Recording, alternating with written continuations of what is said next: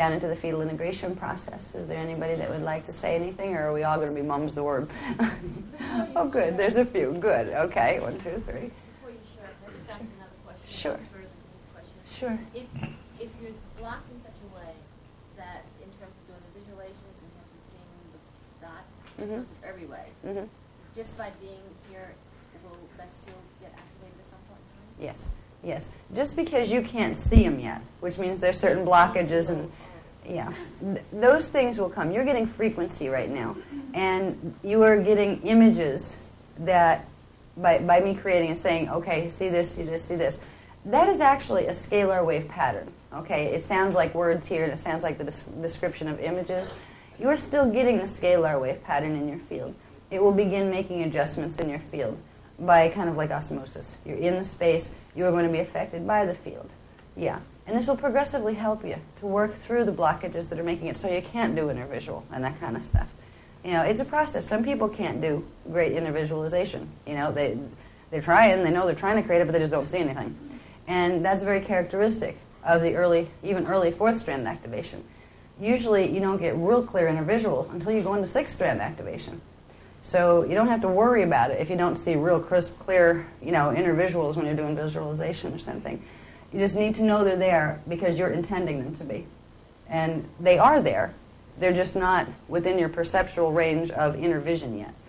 Okay? So you'll be all right with it. You're still getting the benefit of it. Okay, now, I think my knee's back in order. Oop, okay. When you were taking us through the process, at a couple of points I was already there before you got there because there were real problems with me why I'm here and stuff and things that I know that, like you said, I don't want to be here. And several people in the past 2 months who don't even know me or into any of this kind of work have actually said to me, you're not from here. Okay, so you were getting the instructions ahead. Before I'd say them, you were getting them ahead. I've had several people, even in the Kathara Healing Workshop, say the same thing to me. I was doing that before you said that, which is good, because I'm getting the stuff through a frequency transmission, and then it downloads through me and becomes speech. Some people already have their receptors open enough where they're picking up the frequency and getting the translations before I say them. So if you happen to be seeming like you're running ahead of me and like, wait a minute, deja vu, I just heard that in my own head, or I just saw that happen, you're just picking up on the transmission that's being given, the frequency transmission. And it's very possible, as far as not being from here. Honestly, none of us are from here.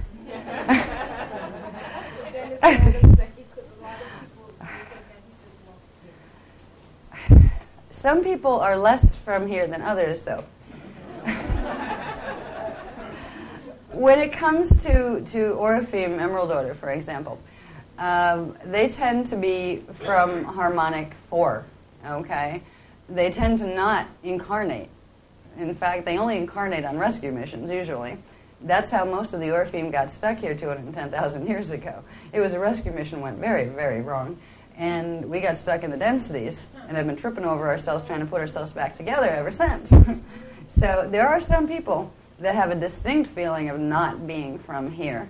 And it's usually people that have affiliations where most of their experience of manifestation is in higher dimensional fields, where you don't have a lot of orientation to the earth frequencies. You're not used to being in the densities.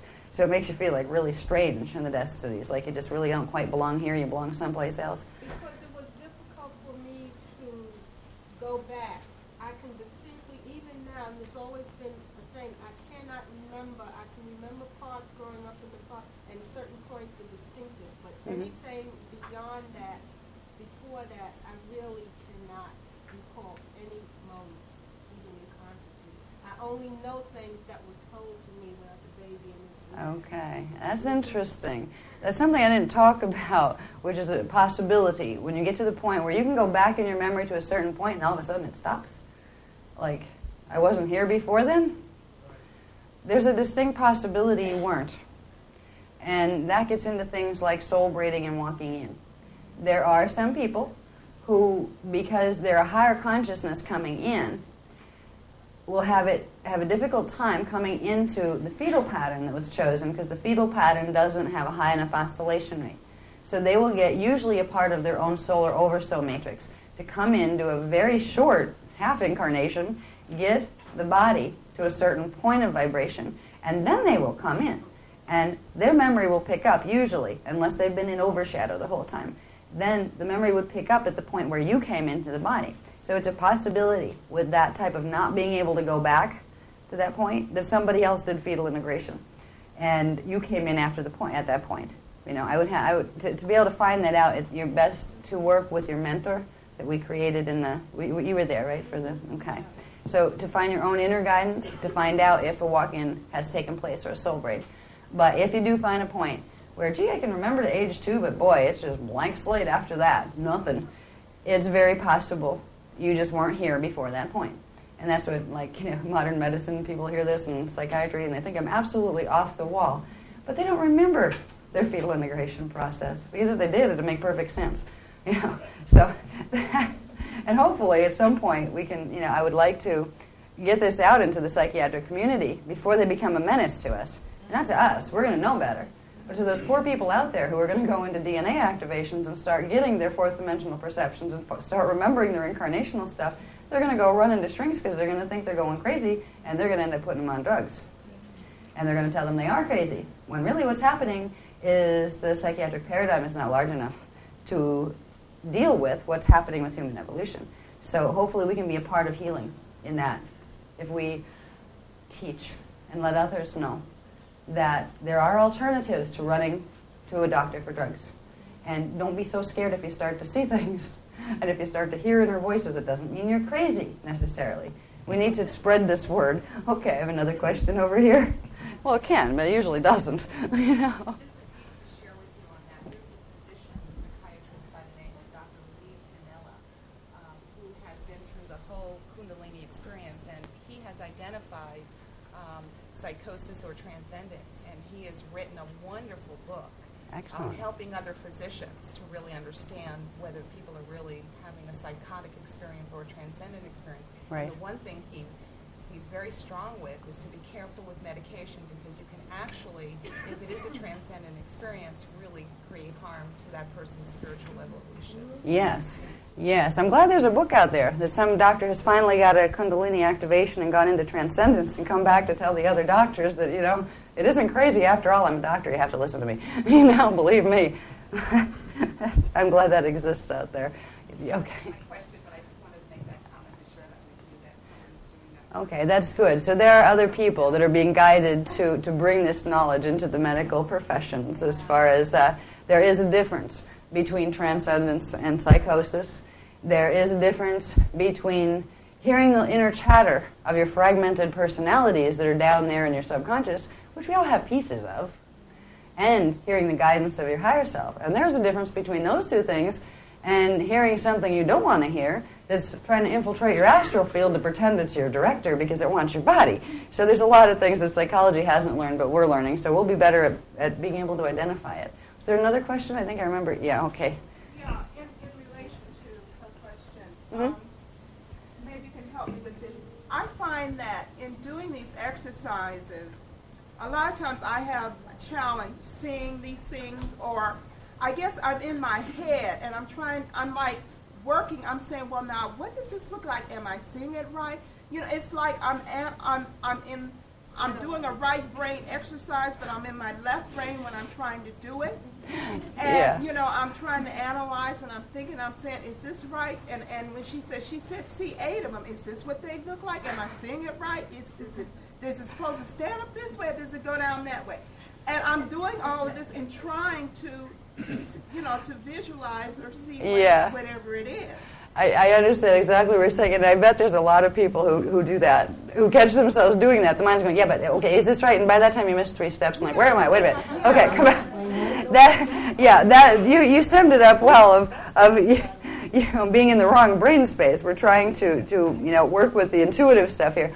With that's a propensity to kind of overanalyze things, which is usually somebody that really wants to make sure they're right before they commit to anything. It usually is part of their structure, where they're going to get this. It's a cogitation thing. You know who's wonderful at that is my husband, Phil. He's very, very good at absolutely making sure every angle of something is covered round and round and round and round. And it gets to the point where, but you could have been on step C by now, but you're too worried about getting A absolutely perfect. Yeah. Trust is the healing element to this, where you learn to say, seems like this, let's run with it. You learn to trust. If you're imaging a star, for instance, don't ask, is that the right star so much? I say, I trust because I see it, that my higher self is showing me the right way to do this for me. You need to surrender the trust factor. And you also can do a little trick where instead of seeing images and hearing words, try to switch into a level of perception called cellular telepathy, where you just begin to read feeling vibration.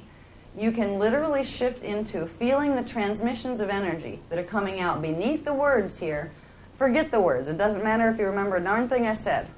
If you can begin to feel the frequency of the energies that's just coming off the front of the stage here and from the people around you with this, you will pull in and your system will do the stuff, even if it's bypassing your logical conscious mind. It will still create the same effects, and it will help you to get back to the point where you don't get in your mind's way as much. So sometimes switching into a different perceptual mode will help break that kind of habitual pattern of over-processing in one perceptual mode.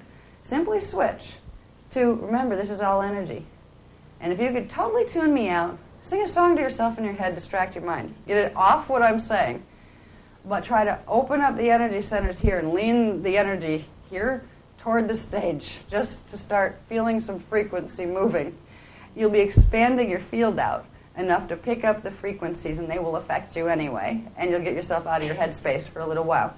And that can help. That can help that problem of am I doing this right? Am I doing this right? You need to learn to trust yourself.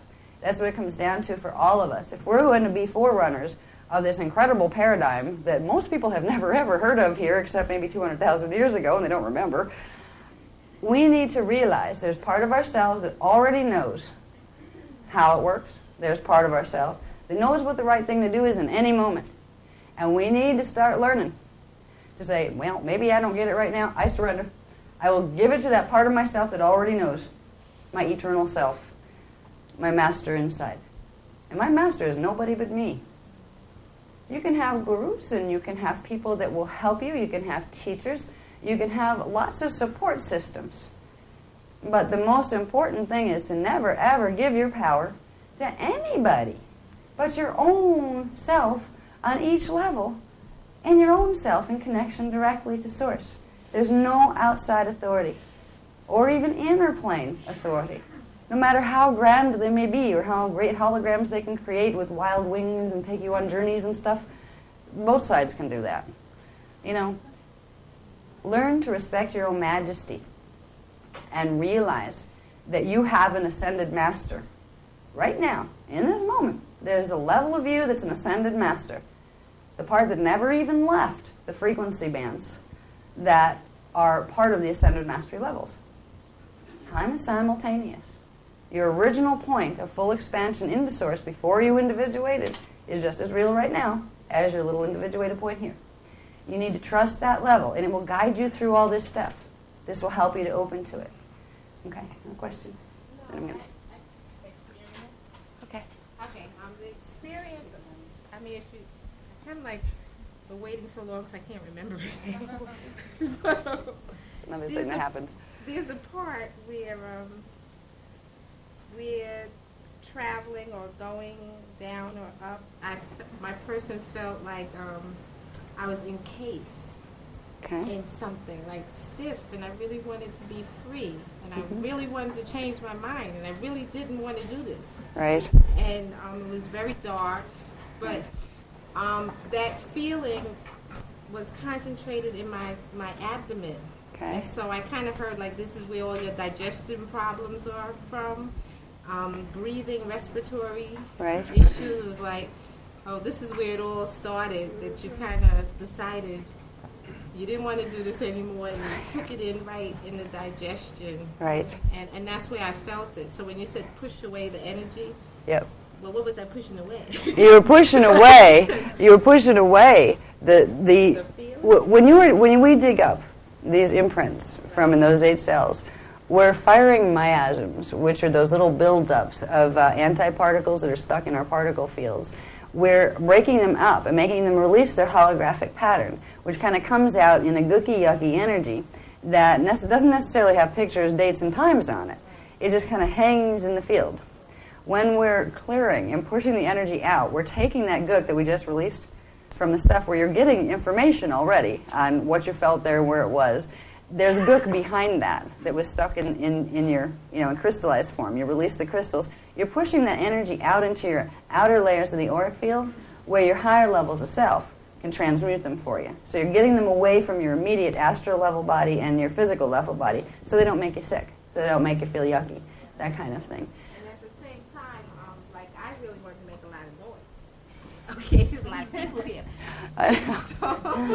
Someday we'll have a retreat center where we can have like a silent room where we can all go, yeah. To do like real heavy release breathing. Yes. But then, there were people in I know. other people heard. But that was mild and quiet. That was a tame control. Right. Breathing. That was not what needed to take That, right. But what's wonderful, do you see how your system knew what needed to take place to finish that healing? It knew it needed to maybe scream and breathe hard and do all sorts of wild stuff. Your systems, all of your systems, will know how to do this. And I knew everybody was going to say, okay, yeah, we'll release our emotional bodies, but of course we always have to be polite, and, we're in a lot of people, and yeah, right. We actually did very good with letting the emotional body go to a degree, but that is a very natural and very healthy response, because usually when you start to get into releasing the fetal imprint, you may literally bounce off walls. If you really let it go, it may come out in movement. You know how people like to do free dance and that kind of stuff because it redistributes energy in the system? You may find pounding pillows or throwing things against walls or bopping those styrofoam things around, just flailing, just like an infant would, to clear itself and to rebalance itself. You may find those as natural responses to releasing the fetal imprint. And when you flow with them, they will turn into something else. If you feel like crying and you cry for a while, that may turn into anger. That may turn into physical desire to physically do stuff, push at something, attack something, rip that pillow apart, that kind of thing. All of these impulses are coming out of releasing the fetal imprint. Someday, if we could ever afford it, I'm hoping, and what the Guardians want, is to have a retreat center where part of what we can do is deep emotional release work, where we can use the breathing patterns. There are certain different patterns of panting and those kind of things that will help release certain levels of the miasmic imprint, where there's a place to scream where nobody's going to hear you if you need it, except somebody working with you where it's okay. So it's very natural to have that, and it's good that you noticed that in yourself. Did anybody else notice you wanted to do stuff like that, but you just kind of said, well, not here, I got 2 or 3, okay. Couple people noticed that, yeah.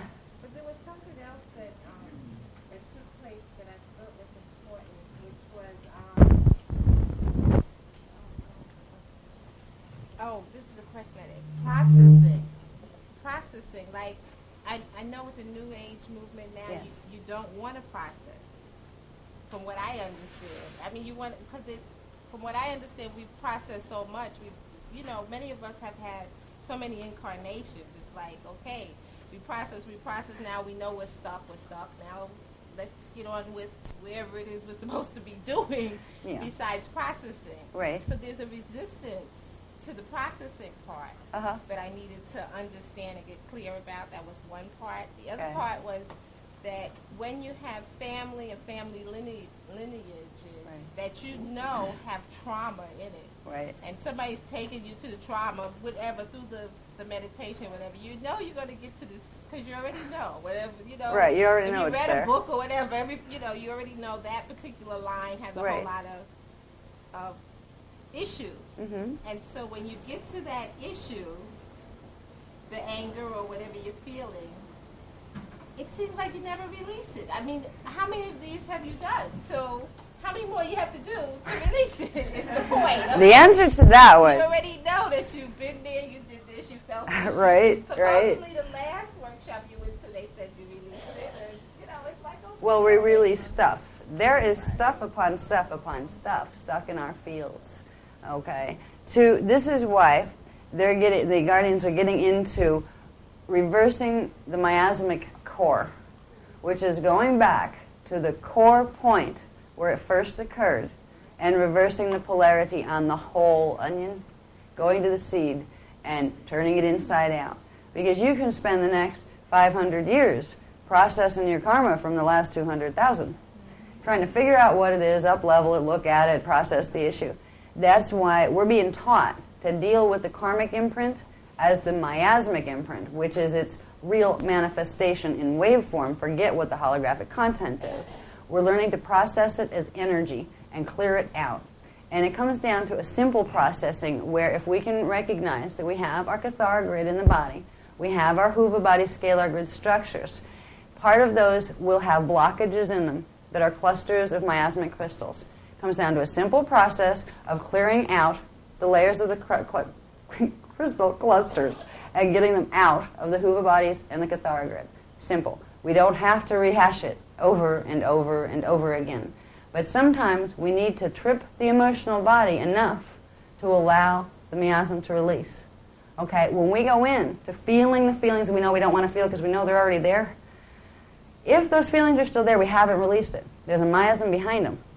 So by allowing those feelings to process and come up, you can trigger the rest of the miasmic pattern to open into waveform, into your field. You could really work yourself into a tizzy if you try to follow the emotion step by step. But if you then take it and work with it as energy to clear it out and move it from the field, you're doing an energy change to yourself right there.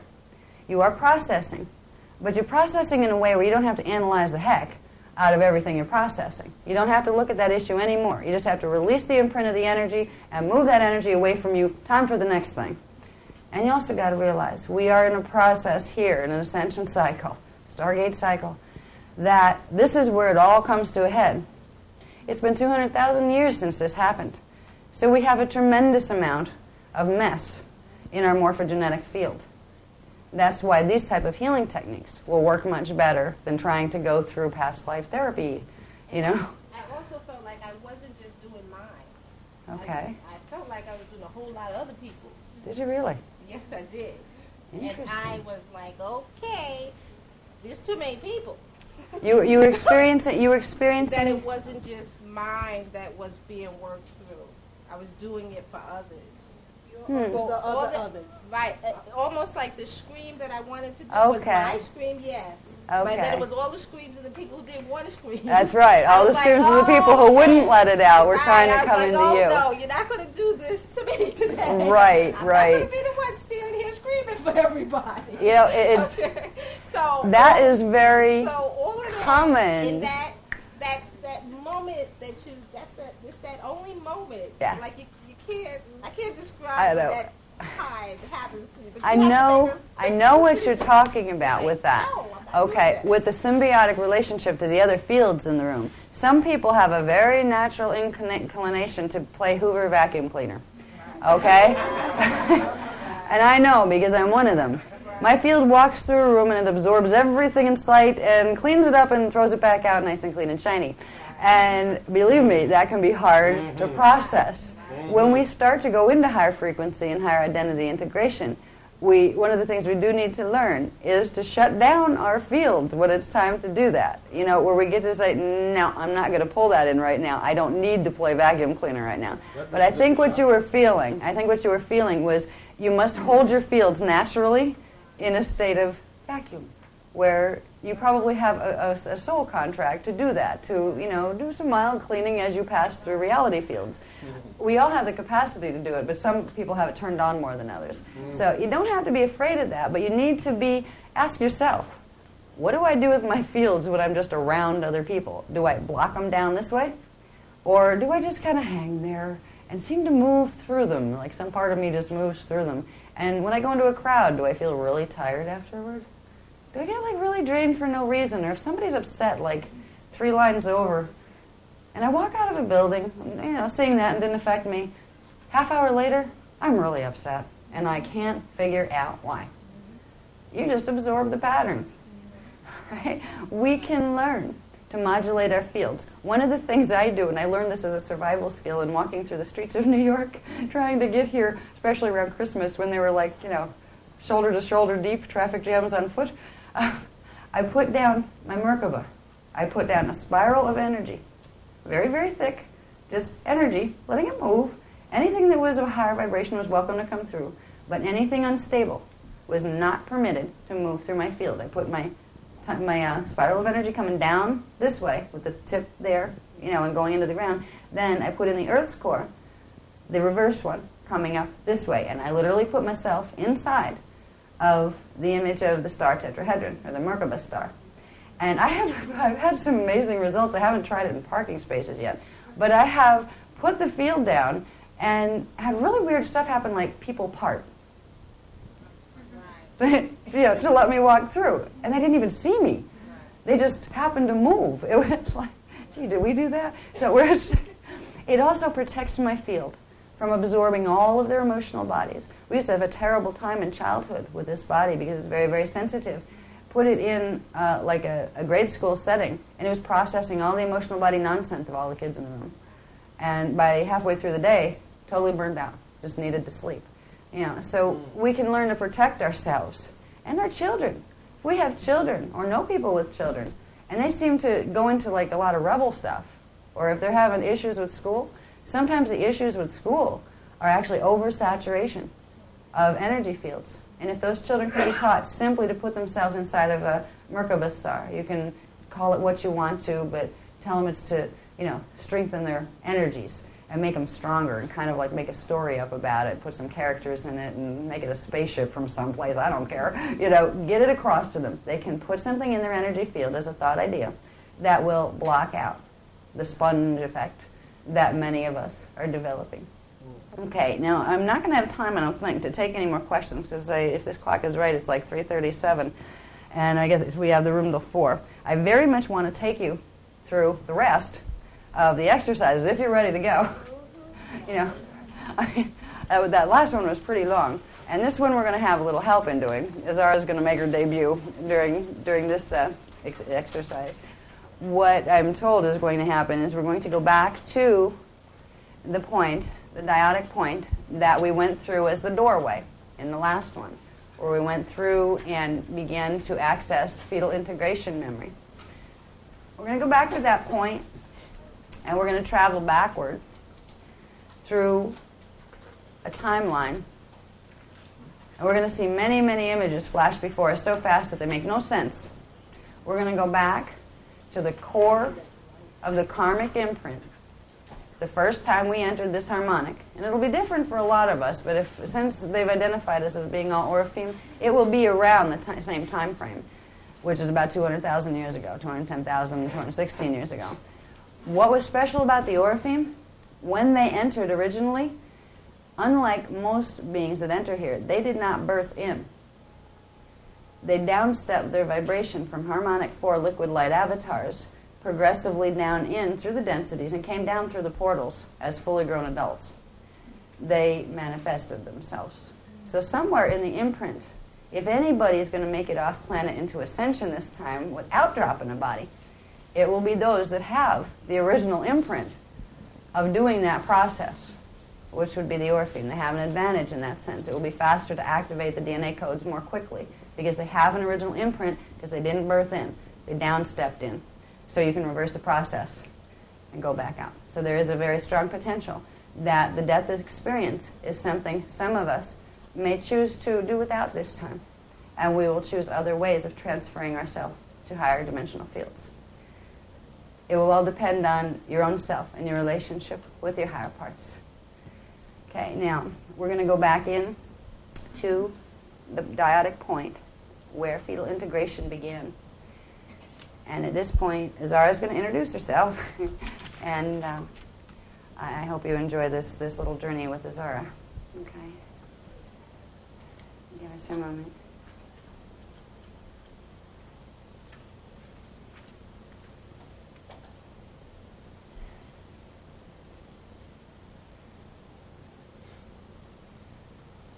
Thank you for coming this evening. I would like to introduce myself to this group of people. My name is Azara, and I know you well.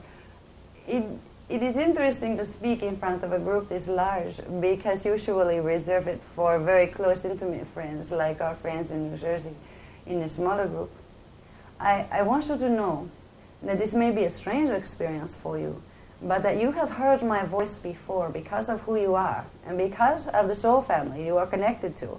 Every one of you has heard my voice and has an imprint of it within your cellular code. This is why I wanted to speak to you this afternoon. I was surprising our information conduit, shall we call her. I surprised her with this, and she was very uncomfortable because she doesn't particularly like to serve as channel capacity because we don't really need to do this. However, it is interesting at times to be able to speak with you directly, because once upon a time I did speak with you directly, but the place was not here. The place was on Tara. The place was in Harmonic 2. And you knew me as a woman with deep brown skin and large green eyes. You knew me as a woman named Azara, and I was your teacher and instructor before you came here on the mission of attempting to rescue the Amenti portals. So somewhere within each of you here, there's an ancient memory of a family, and there's some of you missing, but they'll come eventually. Somewhere in you, you have a memory of my face and a memory of a personal relationship with me, because at the time I was able to, as I was in a second harmonic density body, I was able to interact with you on a physical level. It has been many, many thousands of years since I have joined into the physical experience, but I follow you through time. You and the others like you. They carried the wisdom of ascension as you move through the Cathars of France, as you move through the Jeshua periods 2,000 years ago, as you move through Akhenaten's period and then the early Pharaonic reigns, as you move from the cloister races of 200,000 years ago when you lost your temples to the Nephilim. I have watched over this, me and others like me. I am a Gestalt consciousness. I am a spokesperson for a collective that all of you know. So when you hear me, I hope a portion of you can understand that it is an old friend speaking. I'm going to take you on a bit of a journey now. It is going to be a journey back into your own incarnational matrix, your own incarnational hologram. And through this experience, you should be able to begin releasing the hologram and its hold on you. We're going to take you to the core.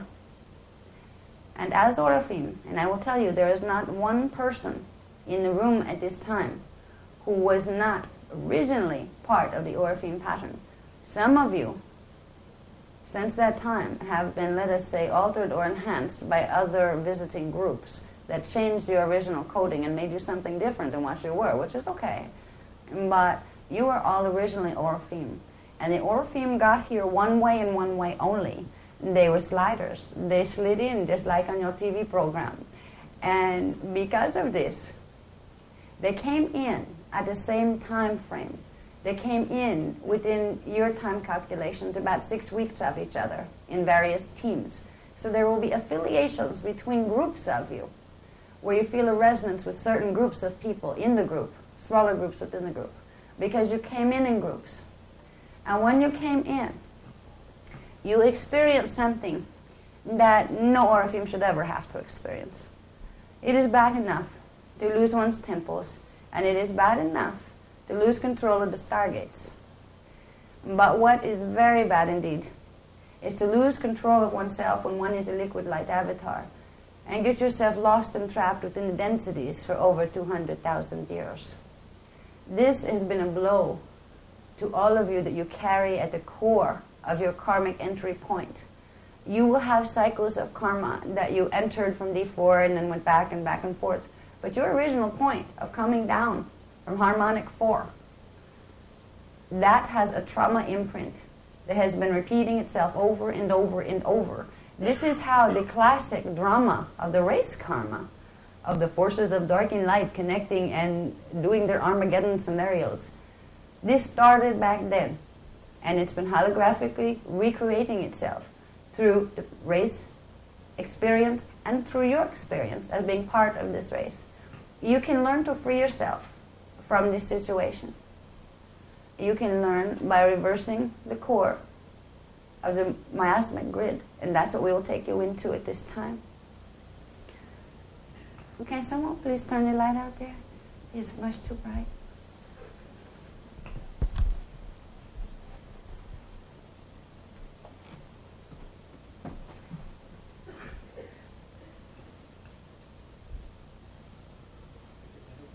Yes, it's better. Thank you. All right, now. Let us go back for a moment to a visualization we used in the last exercise. A visualization in which you pictured a circular doorway with the blue-black light on the other side. The represented the dyadic doorway that you can pass through to access the memory of the fetal integration experience. We're going to go back through this doorway, but this time we're not going to go upward to the vertical spiral that takes us into the fetal integration. Instead, we are going to go directly through into the blue-black light on a straight vector or straight line projection of consciousness. Let us see ourselves for a moment as a small speck of white light passing again through the doorway. Breathe slow and gentle. With each exhale, move a bit more forward through the doorway and out into the blue-black light.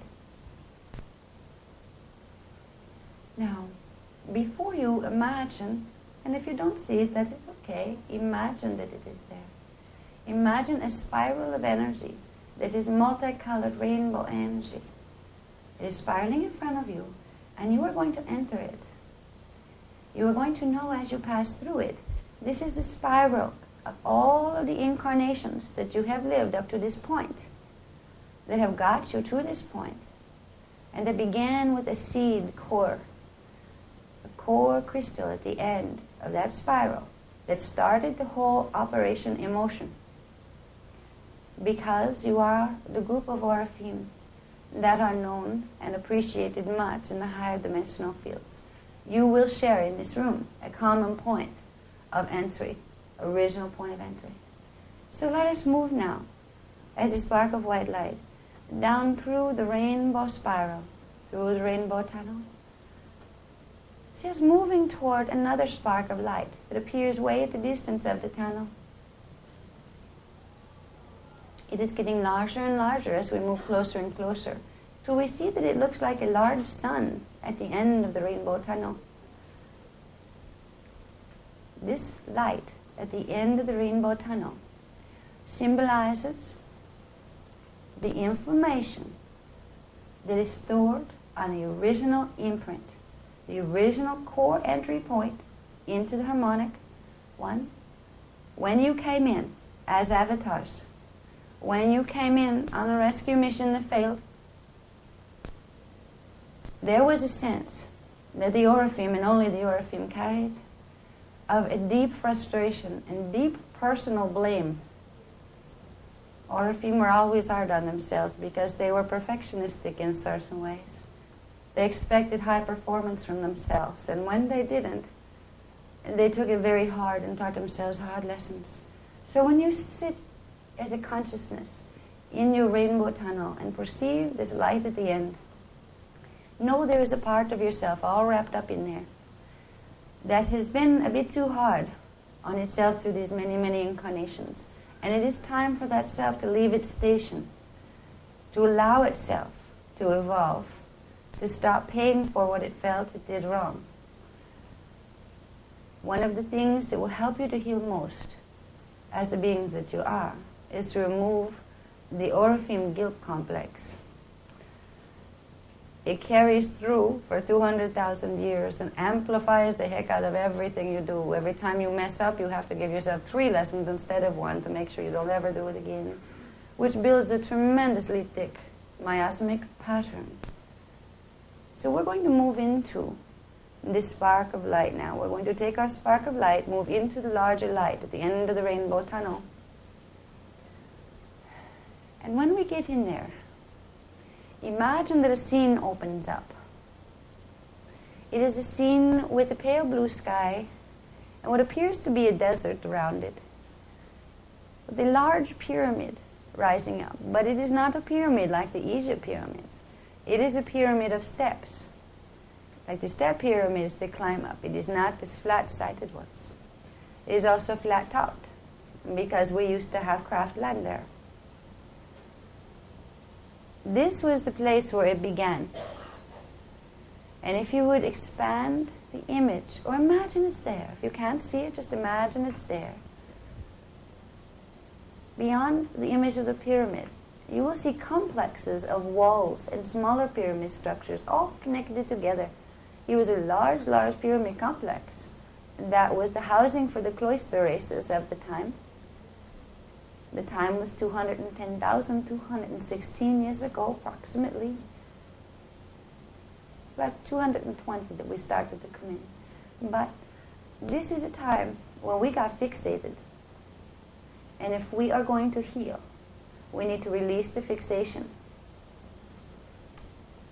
Each one of us had a role to play in these times. And it doesn't matter anymore what the role was. Because what happened in the end were the guardian races needed to come in and destroy the temple complexes because they had fallen under the hands of the Nephilim and they could control the stargates with them. So we had been offered choices. We could have chosen to leave and be evacuated. Or we could have chosen to stay with our partners that we came in with, who had been taken over by the Nephilim. Many, many of us had lost partners. Many, many of us chose to stay in the densities until we could retrieve them. So we saw the destruction of the temples and the destruction of our bodies at the time as we entered the cycles of reincarnation that we were not really intended to do. As we sit with our consciousness within the middle of this sun at the end of the rainbow tunnel, there's one imprint that has repeatedly caused you problem up to this day. And that I call the imprint of final impact.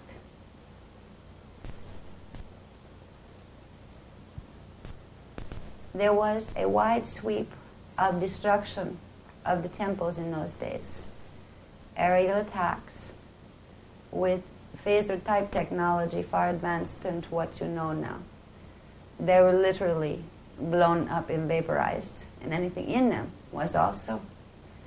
The people who chose to stay, the Orifim who chose to stay, spent a number of days waiting, knowing the strikes were going to come. It was a final parting party because you knew that you would never quite be the same again after this experience and after entering the incarnations. It was a journey, and it would not be an easy one. Some of you cried, but eventually, right at the end, in the last hours, a silence and a peace came upon the group. They understood that eventually it would be righted. Eventually things would be set the way they were intended. And there was no more reaction to it. Right after the peace came, so did the starships. And when the starships came, the consciousness of the Orifim, many of them, were vaporized. They were fragmented. The morphogenetic fields fragmented. Some of them ended up having to evolve through animal imprints just to get up enough consciousness together to be able to enter any type of human imprint. Others managed to escape with some of their morphogenetic imprint intact. But there is a terror pattern that has stayed with them. A terror pattern that is the feeling of coming unglued at the seams as you were conscious and fully aware while your morphogenetic field literally blew apart. You could feel yourself coming unglued, losing total control of your consciousness, losing total control of your focus. It was a terror of completely becoming obliterated because you could no longer hold the focus of your attention. This has come through with the Orifim as a core imprint that messes up the Katara grid It messes up the way the Katara centers work in the body. It's a miasmic imprint. It created a fear of expansion, a need to be rigid within the developing consciousness as the Orpheum put themselves back together. Overly rigid, overly perfect, overly absolutely sure you get everything right all the time. There's an imprint where you will never ever be satisfied with yourself because of that. No matter how good you do, it's never quite good enough. You can't accept compliments particularly well, or somebody else always did it better. It's a competitive thing, a self-competitive thing. It's a fear of expansion and of letting go, because you felt yourself letting go not willingly. You felt yourselves being thrust apart, your molecules, your consciousness, your morph field being scattered from one end of harmonic one to the other, worrying if you would ever, ever assemble your parts again. So we are going to go into, just for a moment, the center of the image of the temple, the step temple. Just imagine it there if you can't see it. But imagine yourself as a consciousness, a spark of light, moving into the center of the temple. And imagine yourself for a moment, in the final moments, knowing you, an avatar, were about to fragment your pieces. Let the feeling of that move a little. Because there's a part of you that has a panic response. And you may feel it up in the 4th and 5th chakra areas. If you get that little flutter in those areas, simply breathe and let it go. And again, move it out of your field and into the outer levels to let the higher levels take care of it for you.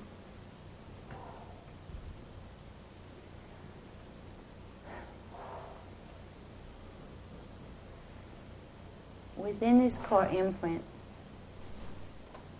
there is an amplification of pain because Orpheum were all connected to each other. They were empathic and totally attuned to each other's fields. So when one was in pain, the others felt it also. It allowed for very spontaneous healing and very effective healing and also very strong community. But when it came to fragmentation, it amplified the experience of being totally violated and ripped apart for every one of them. So this is the experience. This is the first that must be let go. There is a way to do this by going back one step further before the temples blew. Going back a bit further in time to when we first came in. We came in too late. If that could be corrected, we can reverse the imprint in our hologram as far as what has taken place. Now, this is very important because in reversing our hologram as if it never took place, putting in a different series of events into our morphogenetic holographic template, we are recoding the past, literally. We are calling to the fore a different probability which will be in line with a different probable future, and it will release the karmic mess that's between here and there, between the past and the present. It will realign your vector of consciousness to a higher level of evolution from this point forth, the point where you changed it. You can change the past. If it is all a hologram, it is just a series of pictures that aren't even pictures, they're energy signatures. You can shift your focus and orientation to them. We will take you into the experience of recoding the hologram, which is not hard to do. It comes down to remembering the separation between that lower spiral and the higher spiral, the frequencies that feel higher and those that feel lower in any little moment point. We fell into the lower spiral 200,000 years ago. We were not the only ones. Because of it, and because what we did in combination with other people and what they did, the whole planet itself opened on a 10-code pulse, which means the stargates did not open properly. And the people in the consciousness here, henceforth, had become trapped. They have been trapped out of their silicate matrix 12-strand DNA coding. We've been held prisoner here for 200,000 years. Prisoners, psychological prisoners. If we reverse in our personal imprint the original trauma drama, we will also, piece by piece, each one of us that were there begin to do this, begin to reverse it in the Orifeme race experiential line, which will reach critical mass and then affect the human race experiential line, piece by piece, by restoring the proper way it should have gone to each of our personal incarnational core histories. We can bring the earth grid back into as if that never happened, which means we can clear the race and the planetary karma so this planet can begin to do what it was supposed to do 200,000 years ago, which was go into a full ascension cycle and into matter transmutation and begin to enter its orbit within the fourth dimensional frequencies. That was blocked all those years ago, and we were blocked with it. It's our chance to heal now. And as we work to heal ourselves, we will be helping the planetary grid to heal as well. Excuse me. Now, we'll take our spark of light that is in the center of the temple, and we'll imagine before us that there is a very tall image of a Kathara grid. Now, for those of you who weren't at the course, who do not know what the Kathara grid looks like, it is the image of a tree of life from the Kabbalah, if you know what that is. If not, you don't need to imagine it as clearly. You can simply imagine a pillar of energy that has 12 points on it. That's all you need to imagine there. Now imagine that this Kathara grid, or pillar of energy, is very, very dark in color. It's made out of black particles. And the black particles are shaped like cubes, shiny black cubes. This is what the karmic miasmic imprint looks like when you peel it away from the morphogenetic field. There is a way to reverse the imprint of this by simply... Excuse me? There is a way of reversing the karmic miasmic imprint by combining the miasmic Kathara grid with its antiparticle double. It creates fusion and fission and replication on the next highest octave. It reverses the spin of the particles of the karmic miasmic pattern. It changes it within the body. This is a multi-level process, but we will begin with the first core karma, the karma of the temple wars. And we will see ourselves within the temple, for this gives us a locational coordinate, that symbol. See ourselves within the temple. See before us the dark pillar, or the dark Kathara grid. Know that this represents the lower frequency spiral, and that it implies the existence of a higher frequency spiral. What we are going to do is switch vectors from the lower to the higher. We are going to do this by imagining now a pillar of light, bright white, a little bit of silver tint to it. Or imagining, if you're doing the Kathara grid, imagining a Kathara grid made of beautiful white light with silver tints to it. I want you to breathe for a moment and get a little bit of focus on the breath.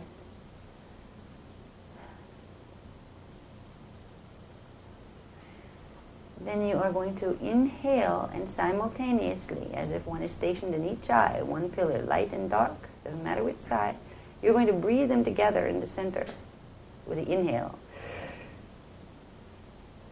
And you're going to hold the breath for a moment, even a little bit longer than you might normally, but don't suffocate yourself, until you feel a shudder. Because there shall be a shudder when those two images lock, because they're particle-antiparticle composites, scalar waves of the opposite universals. There shall be a shudder in the body that indicates a phase locking of frequency. You've now got the fields bonded. The miasmic field is now bonded to its higher level. The higher level is stronger, is composed of higher frequency. It will be able to override the miasmic pattern.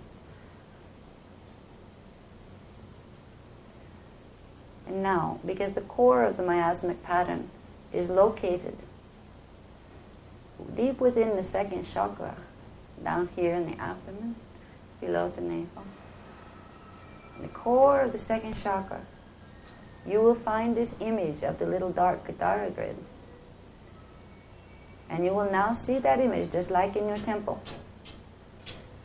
phase locking into its opposite of light. And you will begin to feel a vibration of silver energy running through your system, starting down at the second chakra. Begin to feel the vibration, because there will be a jittery little vibration as particle and antiparticle wave spectra encounter each other.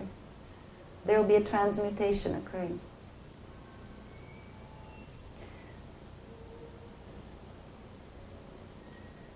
Breathe gently. Focus the attention still in the second chakra, the telluric kingdom, the D2, dimension 2 level. That is the core of the core karmic program, where it is locked in and where it's been messed up. It's called the Palladian seal. This is going to be reversed as of this point. But this reversal will come very, very step by step, as modulated by your higher parts, so as to not cause harm to you in your life and not to have your karmic pattern blow up in your face. Right now, you have brought the two Katara grids together and phase locked them. And they will progressively begin a vibration of silver energy that runs through them until they literally dissolve themselves, and there is no more visualization left in that second chakra. It will evaporate itself.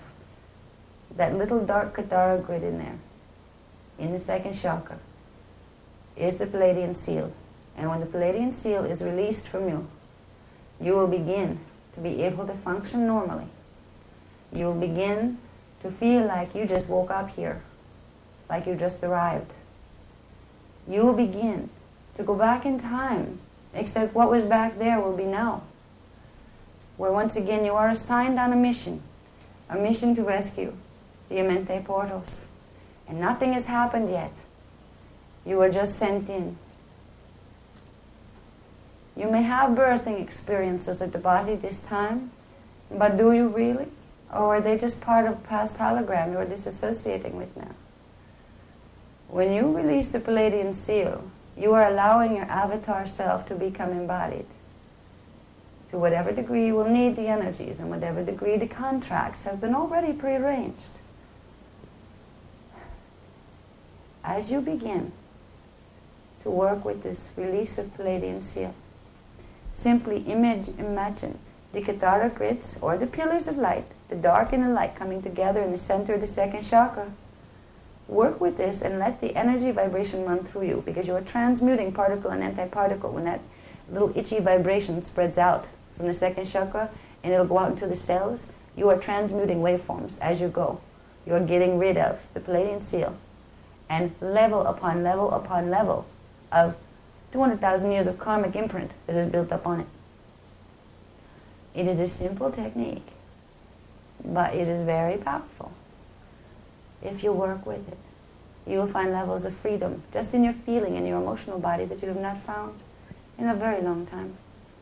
And when you feel you are done with the second chakra, move it up to the third and work with that for a while. It may be a few weeks each one. And then up to the fourth. Run it through all of the chakras, but particularly 4, 3, 2, the base chakra. 1 through 4 are the ones primarily affected by the Palladian seal. when this releases, which will do it in stages, you will find freedom. And you will find a gift of information waiting for you that lets you know what your mission now has to do with your mission way back then. Because they are the same missions. You're on the same contract. Whatever it was you were working on back there that got messed up, this is the time to catch the higher spiral. And though it all seems like it took 200,000 years to get this far, in truth all time happens at once. It is just a space between the pieces of your consciousness. That is all. So, as you work with this, you are reclaiming your eternal selves. And you have very special eternal selves to reclaim. I hope you will work with this technique. If you do, it will have a few fringe benefits as well. It will begin the process of activating the 6th and 5th DNA strands more rapidly than they normally would, but not so much that it will harm you. You may start to feel energy running through the soles of your feet, little hot feet sometimes, or through your palms, which if you're working with the Gathara healing is a very good thing. You may start getting some energy surges here and there in the chakras, but it will be nothing harmful to you, and your over-selves will balance it for you. The release of the Pleiadian seal has been a long, long time coming. Once you become free, you will start to understand more of what that means and the history that's attached to it, and you will start to be able to assist others in releasing theirs. And each person that releases the Pleiadian seal from their own personal time vector of incarnational projection will release a part of the Earth's seal and distortion on the planetary grids, which will put us in line with a different time vector for a future that does not involve extraterrestrial manipulation, any of this negative stuff. We can shift ourselves out of harm's way by shifting the time vectors, and that's what we're doing. It was very interesting to share with you all. The energy is very strong in this room now. You've learned enough, if you can remember a bit of the techniques. And gets any of this or not, your body will respond, and you will find yourself progressively and more actively on your path of higher identity integration, of ascension, or of at least, if you're choosing this time, to leave a body behind, to dying well and going through fully conscious in the process, for it is not that hard. We are getting very late now. I'm surprised no one has been pounding on doors like they usually do here. I will thank you for listening, and we will return you to Anna very soon. I would just like to send one more moment of silence to you, in which there will be a frequency for anyone who would like to receive it. If anyone doesn't, just say simply no to yourself and you will not receive. I'm going to send a transmission through the heart chakra that will assist you in sequencing the incarnational memory levels. So when you get them to come up, they will be less in pieces. Instead of like photographs from many lives thrown in a pile together, you'll start to get piles of photos that went with each trip. So it will be easier to sequence them. It will only take me a moment. And it is a quiet thing. We could use tones, but we do not want to stress the voice too much, as she has got a bit of cold.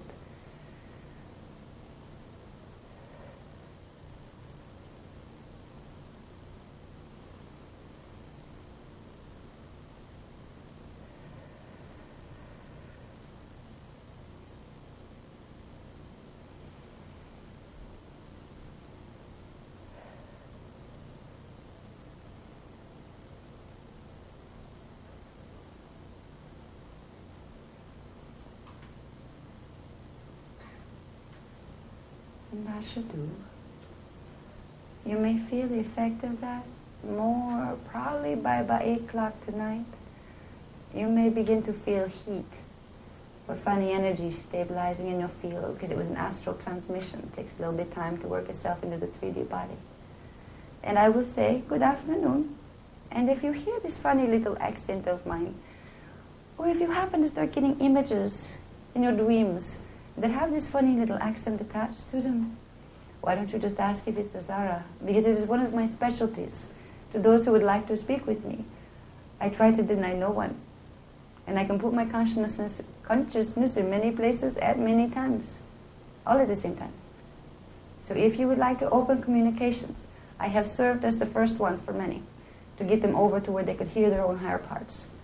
If you would like assistance and guidance, you may call on me in the dream state, and you may call on me in meditation. And you are already all sealed in your channeling processes. So this group is safe. We've done enough energy work, particularly with the Maharic sealing that was done, that right now you could sit next to probably about 50 other people who were not sealed, and because of the resonance in your field from working with the Maharic shield, you would flip them over into sealing, just by contact, without saying a word. So, if you would like to hear me, you are safe to hear me. Simply begin the process of going inward and asking. And eventually you will. We've had very good luck with the New Jersey group. They are hearing us well and taking down small half-hour transmissions of information, which is nothing like 17-hour blocks like we get here. But for any of you that would like that guidance and support, there are numerous ones of us, but I'm very good at modulating frequencies, so I can tend to reach more people than some of the others at the Guardian Alliance. And I see the door opening and closing. Yes, I will return you to Anna now. And thank you all, and see you perhaps in the dream state tonight, if you should request my company. Thank you.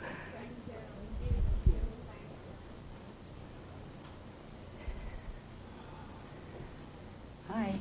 I'm back. Okay, I missed that. I missed that, and I'm going to find it out on the tape. Okay. Yes? Yeah. You said the aura thing came in 200,000 years ago, right? What about those of us who came into this earth realm only 75,000 years ago? Are we Orifim also? You may have entered, if you're in this room, from what they have said, you can trace your cycles back to 200,000 years ago in the Orifim race. You wouldn't have been responding to the call of this information if you hadn't. You may have taken breaks between your cycles and re-entered 75,000 years ago, or taken breaks and re-entered on another cycle. But we're going back to the core cycle when you first got involved with the harmonic 1 frequency bands. And from what I was told, that everybody here had that same entry point. That's what drew us together here in this reality at this time. Okay? The Syrians? Well, the Sirius star system is associated with the 6th dimensional frequency bands. Okay? Now, there are higher levels. There was originally something called the Lyran-Sirian imprint, which was, we have something called the Cradle of Lyra. It's part of our stair-step creation, coming down from waveform into pre-matter liquid light substance, where we had our original pattern, which were the Lyrans. Now, there were certain Lyrans that were the founding race, that were the common race that all of the races came out of. Okay? The first coding that began the densities. Some of them went to the Sirian star systems, downscaled their vibration into D6, and they became something called the Anahazi. The Anahazi were the founder race of the D6 Sirians, but they were also, if you upscaled them a few vibrational levels, they were the original Lyran founders race. So they're called the Lyran-Sirian founders race. The Sirian imprint is in everything within this time matrix. It is part of the founding building blocks of the morphogenetic codes that the Cathara grids build on. So we are all connected, and every being in the universe, in this universe anyway, in our 5 harmonics, is connected to the Sirian imprint, the original Lyran-Sirian imprint. The Orifim happened to be that imprint combined only with the original imprint for the Turanicium human race, which makes it a very pure version of that coding that was able to carry the capstone codes that go into the Ascended Masters levels. They could bring them down into the gene codes. It's called a double diamond sun matrix, or a green diamond, because there's also some emerald strands thrown in there. So it's a little more than your average 12-strand DNA matrix. So that's where the Syrians fit in. They're part of everybody. And we all have a level of consciousness that corresponds to it. Does that help answer that question? Yeah, it's a big story, because I would have to get into stair-step creation, and I don't have time to do that. I did that in another workshop, but I don't have time to do it in this one. So, in fact, I don't think I have time to do a whole lot more. Okay, yes? Spell Orifim. How do you spell it? O-R-A-P-H-I-M. Mm-hmm. Yeah. Okay, is there any other questions? Nope. Did you all enjoy those experiences? Yes. Good. Thanks. How about Azara? Did you like talking to Azara? She makes me real nervous when she does that because I'll have to watch the videotape to find out what she did. How can we get those videos right away? How can we get these videos of this week? We're going to have to ask him right there because he's making them. Okay. I probably have to wait until he gets them done. Then I don't know if they have to be reformatted and then get them to me, and then we usually have somewhere in Florida that reproduces them for us, so then we can sell them. So it's a little bit of a process. You know, we don't have them available right here because we have to have them dubbed and that kind of thing. But within the next couple of weeks, they'll be ready. Oh, good. Sure, and if anybody wants, we can send you out, like, the new product list will have those on. If you want to order them, you can. Yes, we Okay. I'm going to try over here. I already answered one of yours right now. Okay. I'm sorry? About reagents, Yes. you said about reagents, we have to receive from reagents. That Yeah. means everybody have received reagents. Yeah. Can you explain because That would again be another one. I think I've touched on this before. The Palladian seal was something that came out of an agreement between the Syrians and the Palladians about 150,000 years ago when the mess from 200,000 years ago was getting so bad that they tried to fix it by breaking down the way the Cathar grid worked. And it created a literal donut in time where it amplified the heck out of the karmic pattern instead of helping to clear it like it was intended to do. So that's where the Palladian seal came from. It was an amplification of the mess that started 200,000 years ago. Okay, if I go too much further into it, we'll be into another workshop. Yes?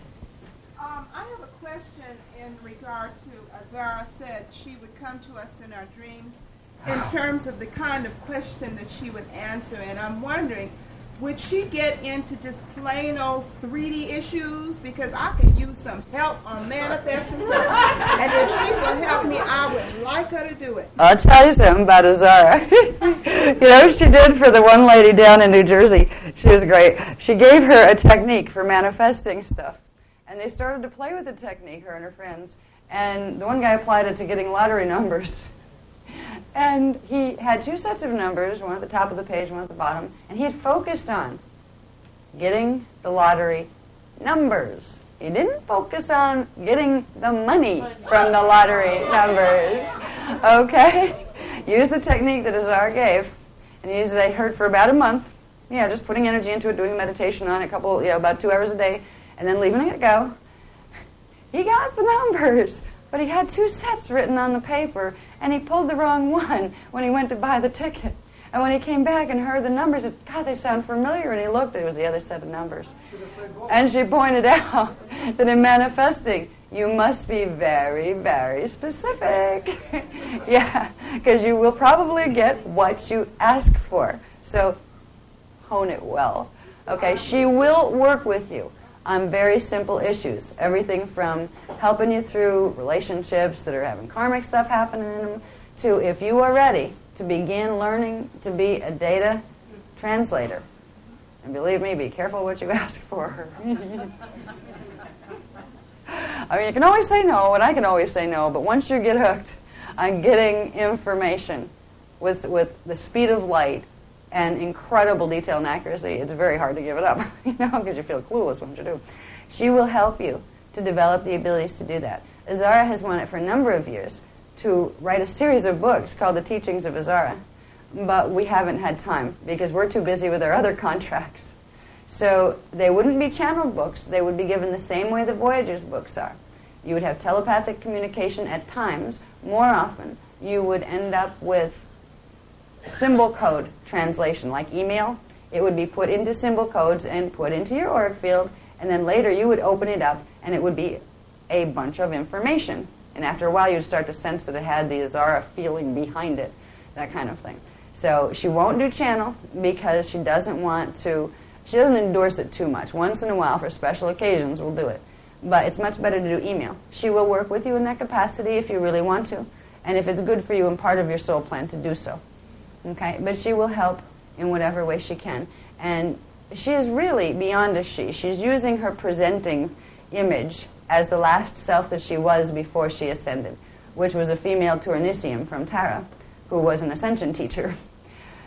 She is a gestalt of consciousness that is beyond gender and male and female. It is a collective of consciousness that's part of the Ra Confederacy and the Melchizedek Cloister.